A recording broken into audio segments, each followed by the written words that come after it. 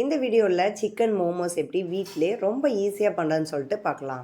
இதை கோதுமை மாவு அப்படி இல்லைன்னா மைதா மாவு வச்சு பண்ணலாம். நான் இன்றைக்கி பண்ணியிருக்கிறது ஃபுல் அண்ட் ஃபுல் மைதா மாவு வச்சு தான் பண்ணியிருக்கேன்.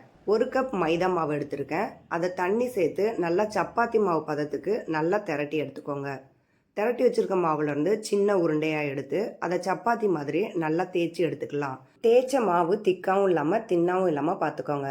இப்போ நம்ம சைஸ் எந்த சைஸு தேவையோ அதுக்கேற்ற மாதிரி கட் பண்ணி எடுத்துக்கலாம். நான் ஒரு சின்ன டியூன் பாக்ஸ் வச்சு கட் பண்ணி எடுத்துக்கிறேன். கடைகளில் சைஸ் பெருசாக இருக்கும், ஸ்டஃபிங் கம்மியாக இருக்கும். நம்ம வீட்டில் செய்கிறதுனால சைஸ் சின்னது பண்ணிவிட்டு ஸ்டஃபிங் அதிகமாக சேர்த்துக்கலாம். 1 கப் மாவுக்கு இவ்வளோ கிடச்சிருக்கு. நீங்கள் மாவு சேர்க்குறப்ப கொஞ்சம் பார்த்து சேருங்க.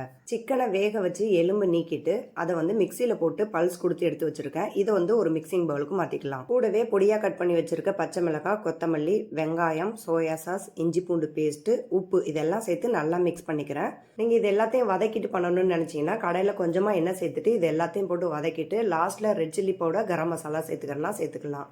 இப்படி செஞ்சு பார்க்குறப்ப டேஸ்ட் இன்னும் நல்லாயிருக்கும். ஒரு டைம் இப்படியும் ட்ரை பண்ணி பாருங்கள். இப்போ மசாலாவை நடுவில் வச்சு ஸ்டஃப் பண்ணிவிட்டு நம்ம கடைகளில் கிடைக்கிற ஷேப் மாதிரியே பண்ணலாம். இந்த மாதிரி மடக்கிட்டு உள்ளே லைட்டாக தள்ளிட்டு 2 கட்டை வரல வச்சுட்டு நல்லா அழுத்தி பிடிக்கணும். லைட்டாக பிடிச்சிட்டு விட்டிங்கன்னா வெளியில் வந்துடும்.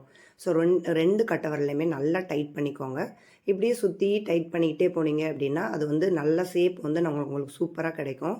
நம்ம வீட்டில் பண்ணுறதுனால ஷேப் ரொம்ப சின்னதாக பண்ணியிருக்கோம், ஸ்டஃபிங் அதிகமாக வச்சுருக்கோம். ஸோ நம்மளுக்கு இந்த மாதிரி இருந்ததுன்னா நல்லாயிருக்கும் உள்ள மசாலா.